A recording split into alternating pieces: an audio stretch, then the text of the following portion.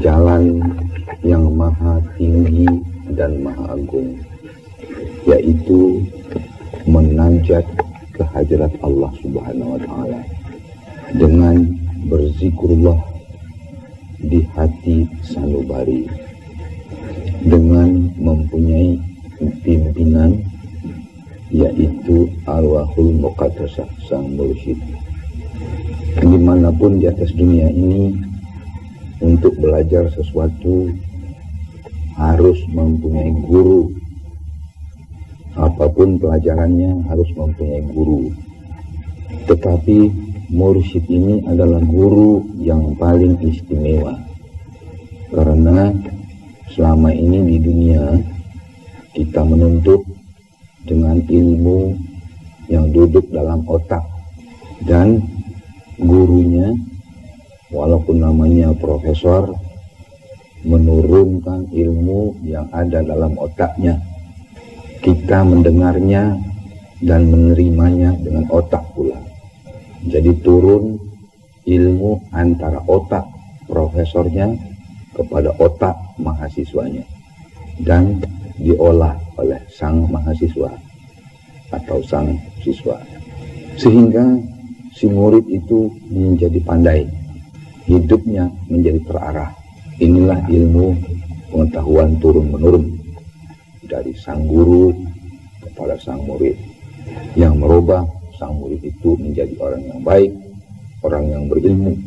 Begitu juga agama al-Islam, turun daripada otak sang ustadz kepada otak sang murid.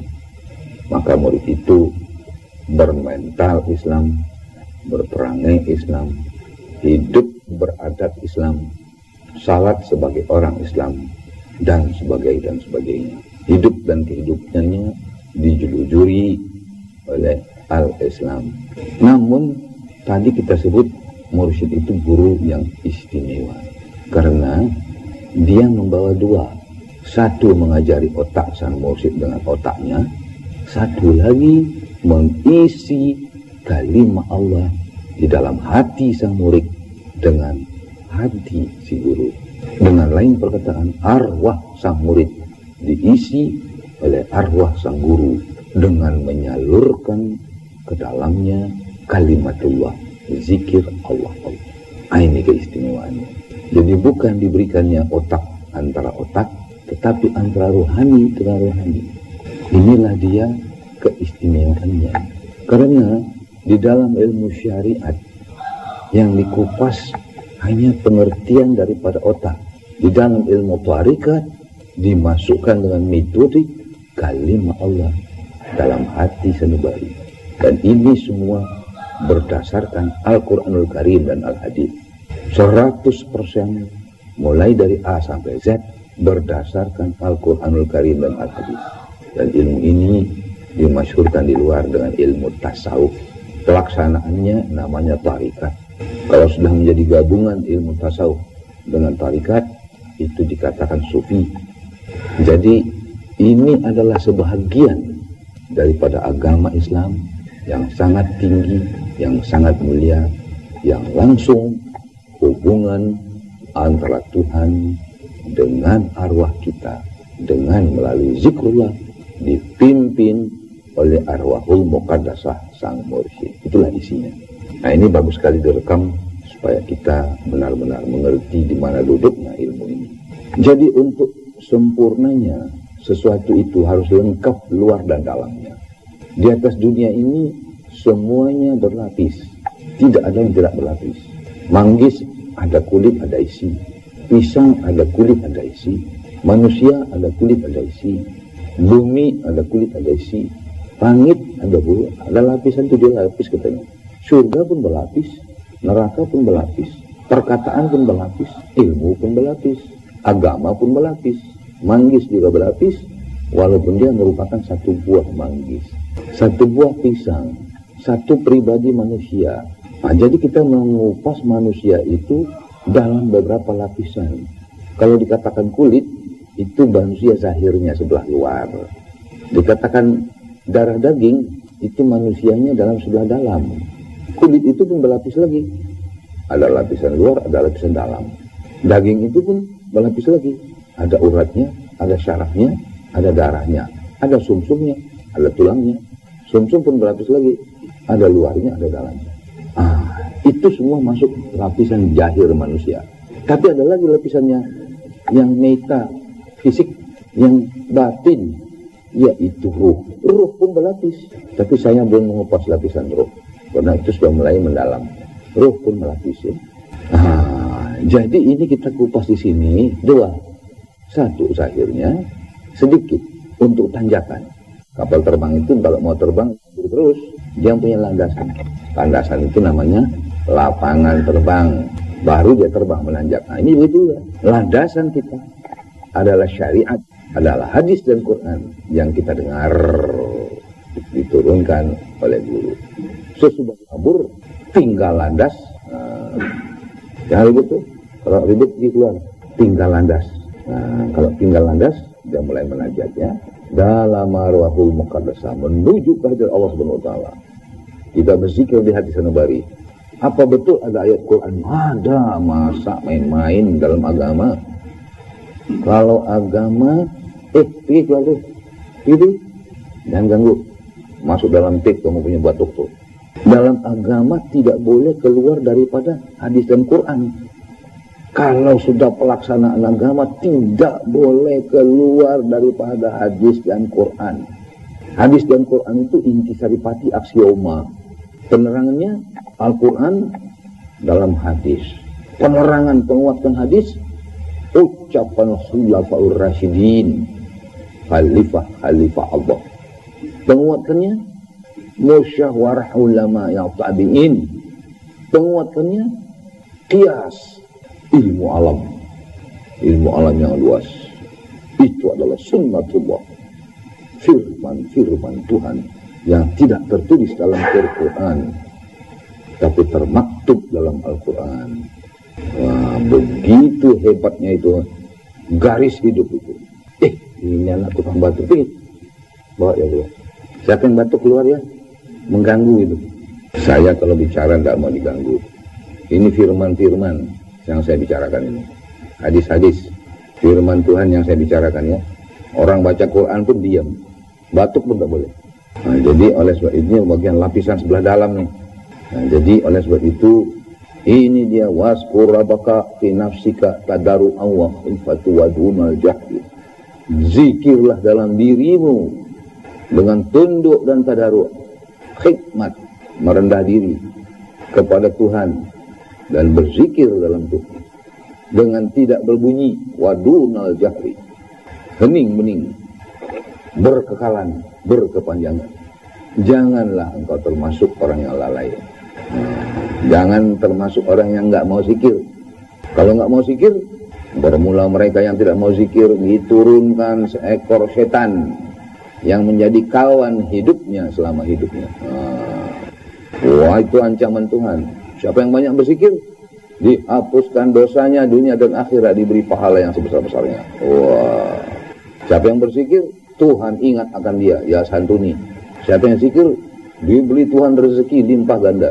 Wa alla wistaqama ladariqati laskainahum 100%, 1000% kalau ada 1000% berdasarkan Quran dan hadis. Maka itu engkau ini sangat berbahagia datang kemari. Apa di sana tuh, di luar tuh nggak ada Tuhan? Ada, tapi cara menghubunginya nggak pandai orang itu. Kenapa? Nggak diajarkan. Jadi inilah dia cara menghubungkan diri kepada Tuhan. Salat itu apa pula itu? Oh, itu juga. Salat itulah metodik untuk menghubungkan diri kepada Tuhan. Tetapi salat yang berisi ini. Mana ayatnya? Wa zakarasma rabbihi fasalla. Zikir engkau akan Tuhanmu, baru tegakkan salat. Wala. Jadi selama ini kita kekurangan. Wala, sudah benar, sudah barang tentu kita berkekurangan selama ini. Karena apa? Selama ini kita hanya diajar zahir kita menghadap kepada Tuhan. Amanah dia.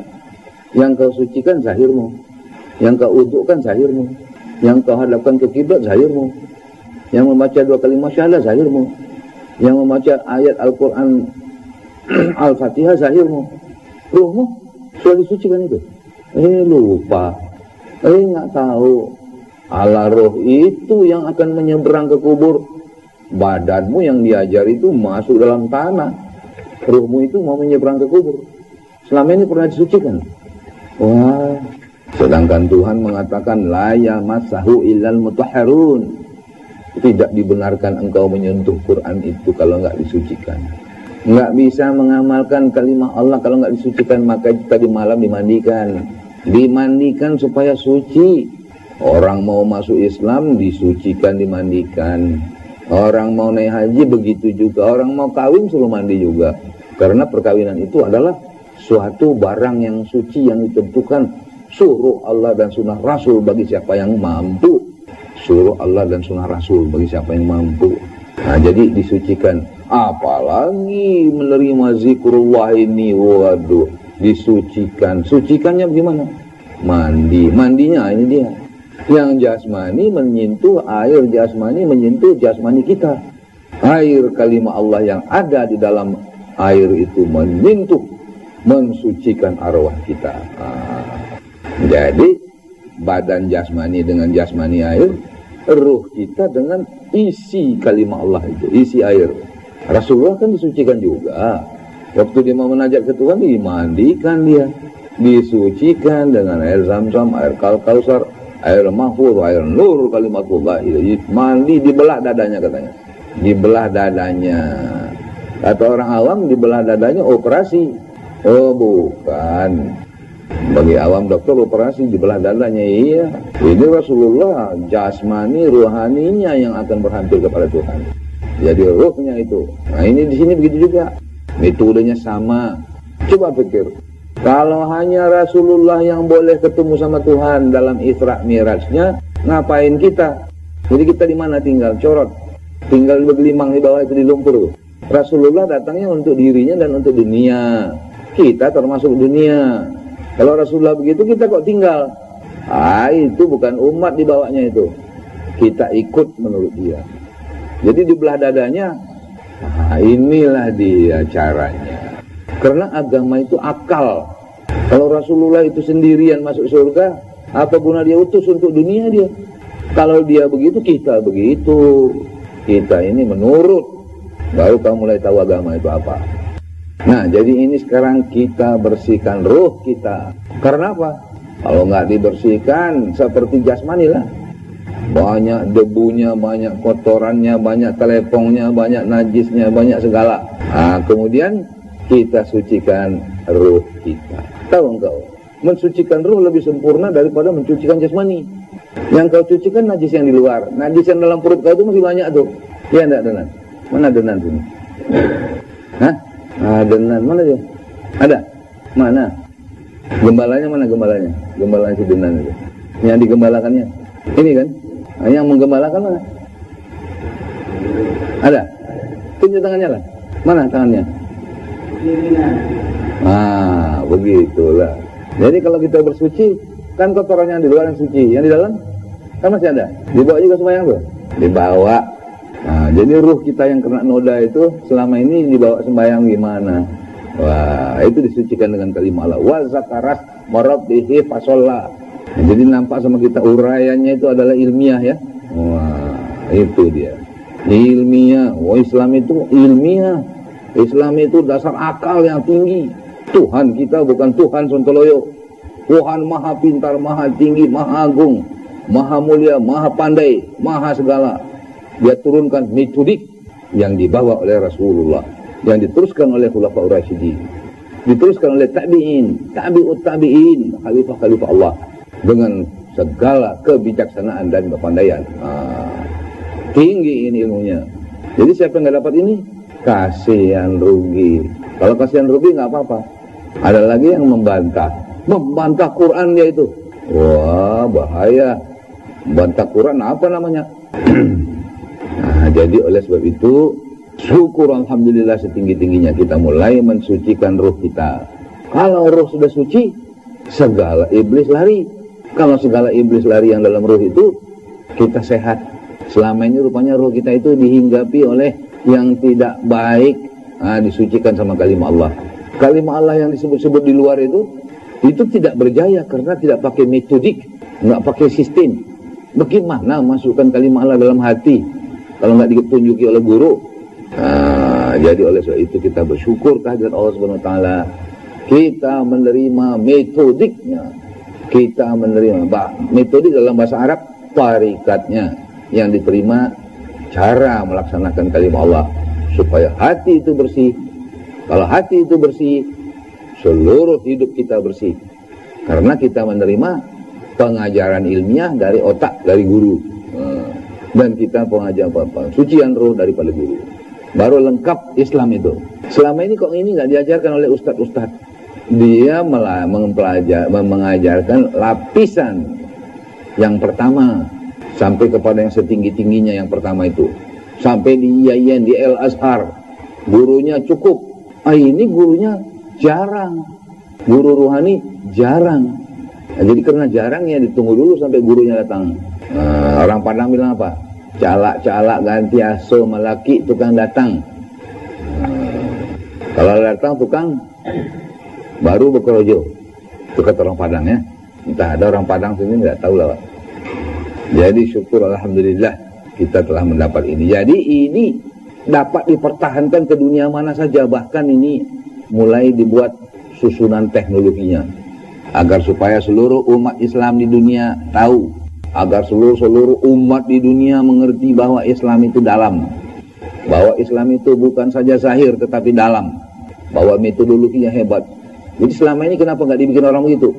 Saya sudah bilang tadi guru besarnya jarang, guru besar profesornya untuk ilmu kerohanian jarang dan sulit ditemuin. Karena itu soalnya soal arwah, soal ruh, tapi bukan soal ruh orang, soal ruh pribadi. Ruh kamu itu adalah kamu. Kamu yang berkewajiban untuk mensucikannya itu. Kamu yang berkewajiban untuk menzikirkannya, bukan orang lain. Tuhan menciptakan manusia itu ada jasmaninya, ada rohnya. Jasmaninya diajarnya itu sudah berubah. Rohnya juga diajarnya. Nah, kalau yang ini diajar oleh ustadz sampai ke universitas, yang ini diajar oleh syekh mursyid. Tapi syekh mursyidnya itu mesti jagoan ya. Ustadz entah berapa banyaknya sekarang nih. Yang ini jarang. Jarang. Dia mesti ahli kerohanian, jarang itu. Tapi mesti ada ini orang. Kalau tidak bagaimana membersihkan ruh? Kalau tidak bersih ruh itu ternoda dia kotor. Kalau tidak mau nggak masuk surga dia. Bagaimana orangnya? Ya ayat Tuhan nafsul mutmainnah, hei ruh yang suci. Itu dipanggil oleh Tuhan. Ya ayat Tuhan nafsul mutmainnah, hei ruh yang suci. Irji'i ila rabbika radiyatan mardiyah.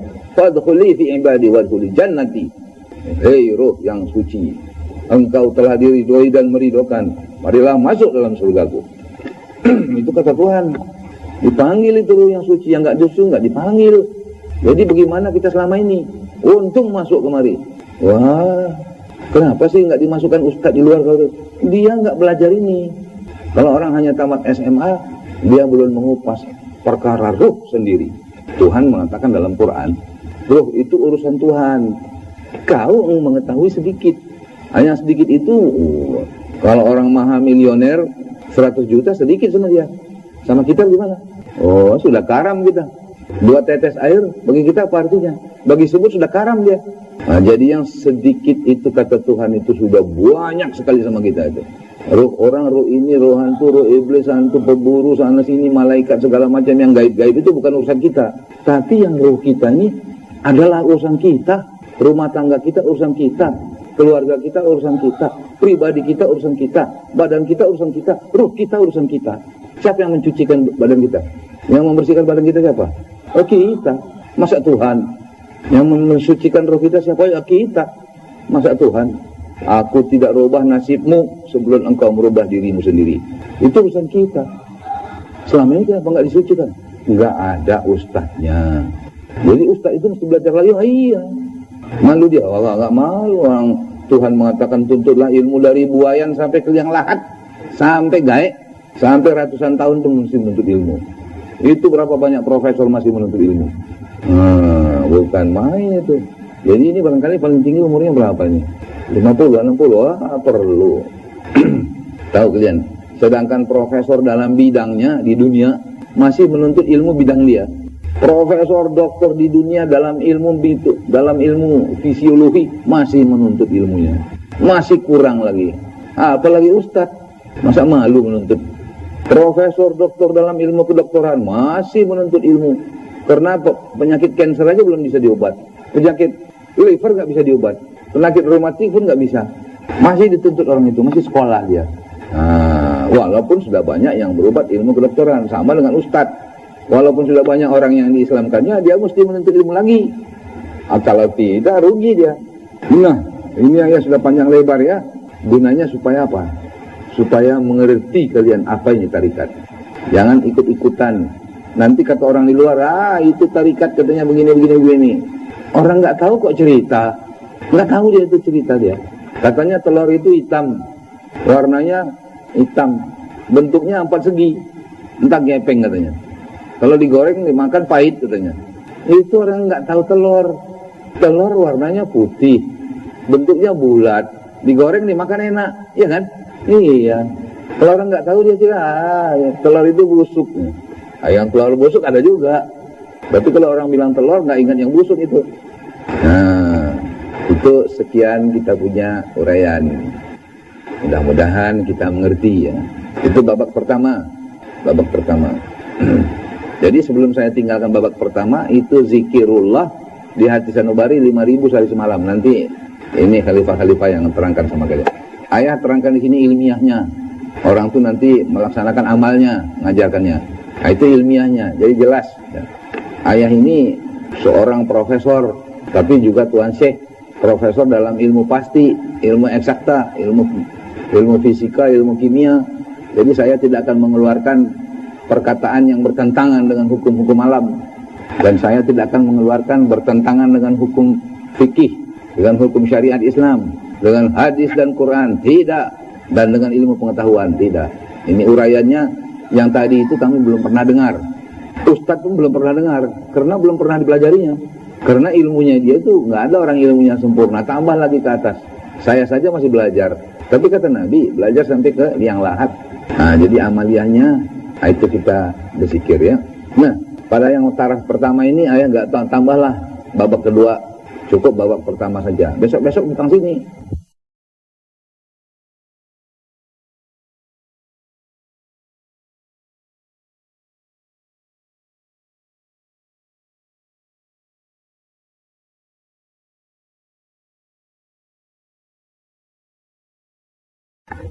Jalan yang maha tinggi dan maha agung, yaitu menanjat